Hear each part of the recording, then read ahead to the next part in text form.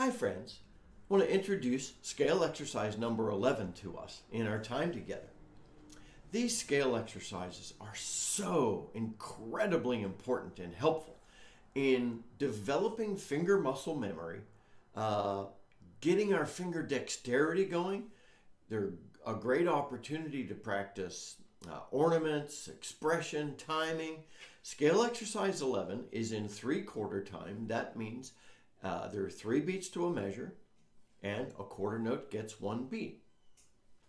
It has a lot of eighth notes in it, so intended to play a little quickly, but that's completely up to how you want to do it to work on your dexterity and ornamentation. The exercise, some of these exercises I introduce follow standard scale exercises that you'll find in any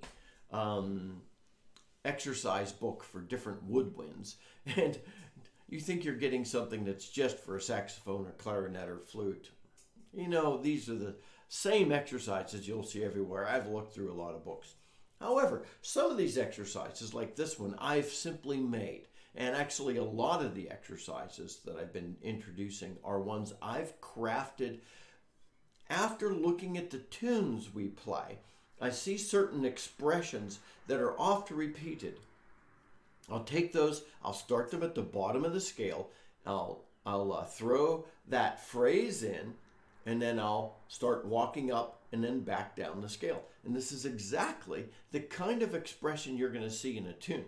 So that's one of the reasons I say this scale exercise is so important.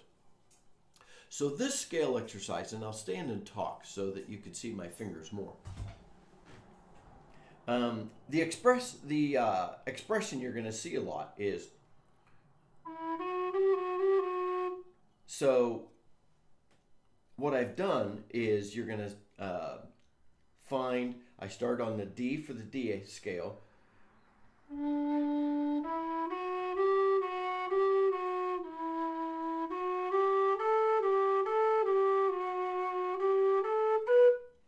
Okay, so you're actually going to take that phrase, you're going to have a whole note, that one long note, and then we're going to walk that phrase up the scale, just going 1 octave.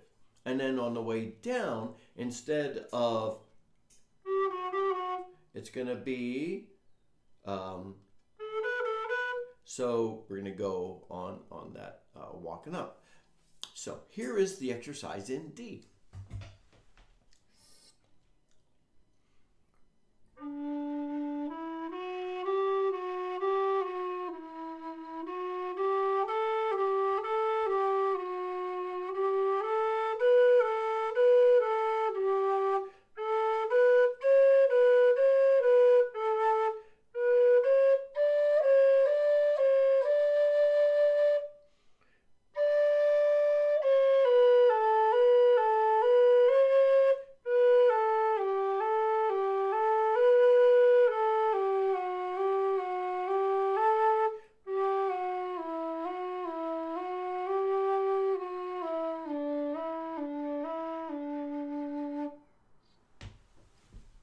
And my friends, if you're adventurous, instead of going 1 scale, you can actually go both octaves with that. So you could play 1 octave and just repeat it just like I just did there. And if you need to, watch that through a few times, or I'm providing a link in the notes to this video so that you could download the music in tabs if you want to use those.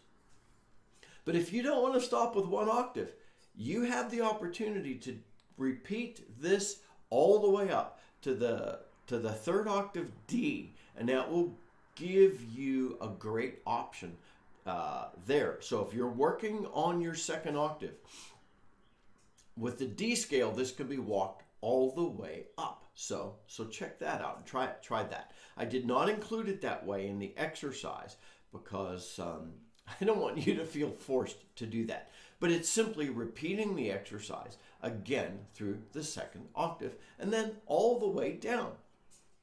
I'll now walk through the exercise in G. It's the same pattern, just starts on a G and has the 1 sharp.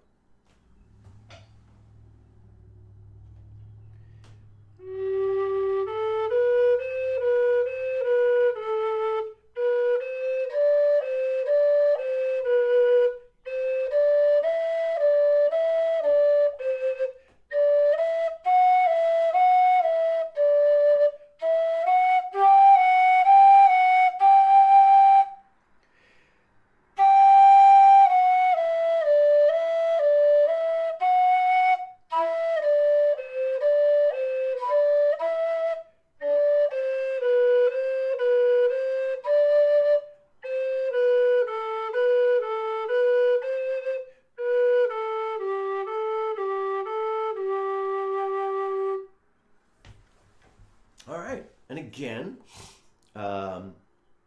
watch me a few times, download the music in tabs. The scale exercise in G goes up to the 2nd octave G, so you don't really have many more notes. So if you want to go a couple notes higher, that's okay, but really just walking from the low G to the high G is probably enough there. With the D, yes, do both octaves if you would like. On the G, just stick with the 1. Again, music and tabs available for you to download. Now, just to reiterate, this is perfect for you to get finger muscle memory, get your ears, your fingers working together. If you're reading the music, get your eyes working with it. But use this for expression, but I mainly intend this for some of those more rapid phrasings. So play this a little more quickly when you're comfortable with it. Then start throwing in some of the more rapid phrasing ornaments you might do. Like for the step downs, you'll throw in some cuts, some taps. Maybe you get one of those held notes. You're going to throw a roll on it. Slide on a few notes. Just kind of have fun with this. This is an opportunity to experiment with expression, ornamentation, speed. Exactly why I made this scale exercise.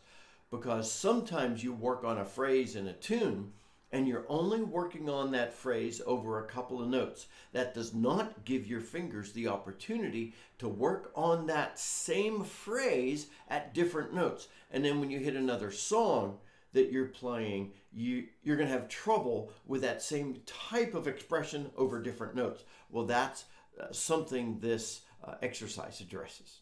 And all these exercises do. So I hope you find this helpful, my friends. Until next time, this is Scott Shade. Happy whistling.